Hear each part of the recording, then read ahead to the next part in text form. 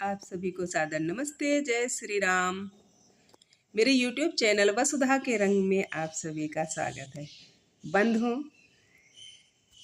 महाभारत युद्ध के उपरांत महाराज युधिष्ठिर जब पितामह भीष्म से राजपाट कैसे चलाना चाहिए, एक राजा को क्या करना चाहिए, क्या नहीं करना चाहिए, इस सब की शिक्षा उपदेश ग्रहण कर रहे थे, उसी श्रृंखला में पितामह भीष्म उनको छोटी से छोटी और बड़ी से बड़ी वो सारी बातें बताते हैं जो एक राजा को करना चाहिए और नहीं करना चाहिए।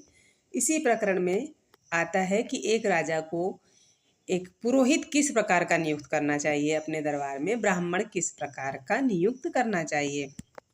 तो आइए जानते हैं कि सर्वज्ञ पितामह भीष्म जो महान विद्वान हैं, जिन्हें स्वयं श्री कृष्ण भी सर्वज्ञ कहते हैं, और युधिष्ठिर को उनके पास उपदेश के लिए ले जाते हैं कि आप उनसे उपदेश ग्रहण कीजिए।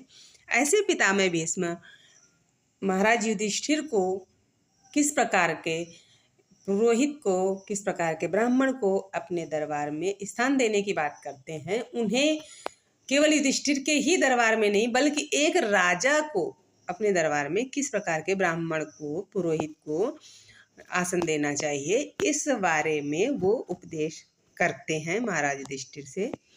आइए पितामह भीष्म के द्वारा किए गए इस उपदेश को जानते हैं। पितामह भीष्म कहते हैं, ये है शांति पर्व अध्याय 22।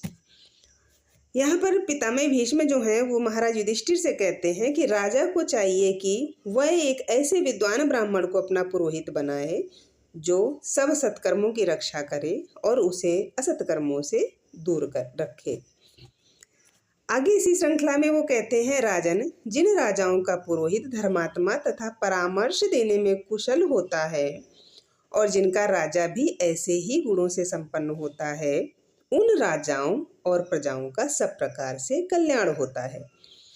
आगे पितामह भीष्म कहते हैं, ब्राह्मण अर्थात पुरोहित और क्षत्रिय अर्थात राजा का सम्मान करने से प्रजा को सुख की प्राप्ति होती है और उनका अनादर करने से प्रजा का विनाश होता है। महाराज युधिष्ठिर आगे प्रश्न करते हैं पितामह से कि वक्ताओं में श्रेष्ठ पितामह, हे राजेंद्र, ऋत्विजों की उत्पत्ति किस निमित्त से हुई है, उनके स्वभाव कैसे होने चाहिए और वो किस किस प्रकार के होते हैं, यह सब बात मुझे बताइए। महाराज युधिष्ठिर यहाँ पितामह से कह रहे हैं कि पितामह, जो ऋत्विज होते हैं, जो जिसे राजा को अपने दरबार में रखना चाहिए, वो ऋत्विज क्यों बनाए गए हैं समाज में, उनकी उत्पत्ति क्यों हुई है, वो किस कारण से बनाए गए हैं, वो ये हमें बताइए। वो किस कारण से होते हैं, उनका कार्य क्या है। तो पितामह यहाँ कहते हैं, उनकी योग्यता क्या है, कुल मिला के कैसे होते हैं, ये प्रश्न है युधिष्ठिर का। किस कारण से होते हैं, कैसे होते हैं। तो पितामह भीष्म यहाँ कहते हैं, राजन, जो ब्राह्मण छंद शास्त्र, ऋग्वेद, सामवेद और यजुर्वेद नामक तीनों वेद और ऋषि प्रणीत स्मृति एवं दर्शन शास्त्रों का ज्ञान प्राप्त कर चुके हों, वे ही ऋत्विज होने योग्य हैं। उन ऋत्विजों का मुख्य आचार राजा के लिए शांति व पौष्टिक आदि कर्मों का अनुष्ठान करना है, जो सदा एकमात्र यजमान के ही हित साधन में तत्पर रहने वाले, धीर, प्रियवादी, एक दूसरे के सुहृद और सब और समान दृष्टि रखने वाले हैं, जो क्रूरता रहित, सत्यवादी और सरल हैं, जो ब्याज नहीं लेते, जिनमें द्रोह और अभिमान का अभाव है, जिनमें लज्जा, सहनशीलता, इंद्रिय संयम और मनोनिग्रह आदि सद्गुण देखे जाते हैं, वो ही पुरोहित कहलाते हैं। जो बुद्धिमान, सत्य को धारण करने वाला, जितेंद्रिय, किसी भी प्राणी की हिंसा ना करने वाला और राग द्वेष आदि दोष से दूर रहने वाला है, जिनके शास्त्र ज्ञान, सदाचार तथा कुल ये तीनों अत्यंत शुद्ध एवं निर्दोष हैं, जो ज्ञान विज्ञान से तृप्त तथा लज्जाशील है, वही ब्रह्मा के आसन पर बैठने का अधिकारी है। अर्थात यहाँ पर बता रहे हैं भी किस प्रकार का व्यक्ति होता है, वो मनुष्य वो कैसा होता है, उसकी योग्यता क्या होती है। जैसे ब्राह्मण कहा गया है, पुरोहित कहा गया है, ऋत्विज कहा गया है, उसकी योग्यता, उसके गुण वो बता रहे हैं कि किस प्रकार के व्यक्ति को ब्रह्म के आसन पर, पुरोहित के आसन पर, ब्राह्मण के आसन पर बैठाना चाहिए। ये यहाँ पर उन गुणों को बता रहे हैं। आगे महाराज युधिष्ठिर जो हैं वो अपना प्रश्न करते हैं कि पितामह, प्रत्येक श्रद्धालु को यज्ञ करना चाहिए, ऐसी वेद की आज्ञा है। यदि दरिद्र श्रद्धा के बल पर यज्ञ में लग जाए और उचित दक्षिणा ना दे सका तो वह यज्ञ मिथ्या भाव से युक्त होगा। ऐसी स्थिति में न्यूनता की पूर्ति जो है वो श्रद्धा से कैसे होगी।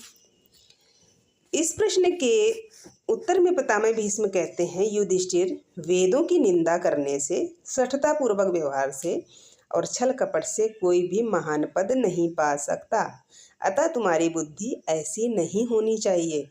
अर्थात पितामह भीष्म युधिष्ठिर से कह रहे हैं कि आप जो कह रहे हो कि वेदों में यज्ञ की आज्ञा है, दान की आज्ञा है, पर दरिद्र यज्ञ करे तो वो कैसे करे जब दान नहीं दे सकता। तो जो यज्ञ की दान की पूर्ति न कर पाने के कारण मतलब उसका यज्ञ पूरा नहीं होगा। तो पितामह भीष्म कह रहे हैं कि आप वेदों की निंदा कर रहे हो। वेदों की निंदा करना ऐसी तुम्हारी बुद्धि नहीं होनी चाहिए, क्योंकि वेद जो कहता है वो कभी असत नहीं हो सकता। आगे उनके प्रश्न का समाधान करते हुए पितामह भीष्म कहते हैं कि धनी और दरिद्र के लिए समान दक्षिणा का विधान नहीं है वेदों में। क्योंकि वेदों से बात उठाई युधिष्ठिर ने, इसलिए वो उत्तर दे रहे हैं कि ऐसा विधान नहीं है कि धनी और दरिद्र एक जैसी ही दक्षिणा देंगे। दरिद्र की शक्ति को पूर्ण पात्र से नापा गया है। जहाँ धनी के लिए बहुत धन देने का विधान है, वहाँ दरिद्र के लिए एक पूर्ण पात्र ही दक्षिणा देने का विधान है। अतः ब्राह्मण आदि तीनों वर्णों को अवश्य ही विधि पूर्वक यज्ञों का अनुष्ठान करना चाहिए। और यज्ञ जो दक्षिणा जो है वो यज्ञ का हिस्सा है, अंग है। वो युधिष्ठिर से भी कहते हैं, तात दक्षिणा यज्ञों का अंग है। वही वेदोक्त यज्ञों का विस्तार एवं उसकी न्यूनता की पूर्ति करने वाली है। दक्षिणाहीन यज्ञ किसी प्रकार भी यजमान का उद्धार नहीं कर सकते। अब जो दरिद्र के लिए, गरीब के लिए एक पूर्ण पात्र दक्षिणा का जो नियम बताया गया है, विधान बताया गया है, वो एक पूर्ण पात्र क्या होता है। यहाँ पर जो संकलन करता है विद्वान संकलनकर्ता स्वामी जगदीश्वरानंद जी, वो यहाँ स्पष्ट करते हैं कि एक पूर्ण पात्र अर्थात क्या। तो बताते हैं, पूर्ण पात्र का परिमाण 8 मुट्ठी अन्न को किंचित कहते हैं। 8 किंचित का एक पुष्कल होता है और 4 पुष्कल का एक पूर्ण पात्र होता है। इस प्रकार 256 मुट्ठी अनाज से एक पूर्ण पात्र की तुलना की गई है। तो इतना दान देने से जो गरीब होता है उसका जो यज्ञ का दान है वो पूरा हो जाता है। अर्थात यज्ञ करना और दान देना ये विधान हमारे वेदों में सभी के लिए, सभी मनुष्यों के लिए बनाया गया है। आप सभी को पुनः सादर नमस्ते। जय श्री राम।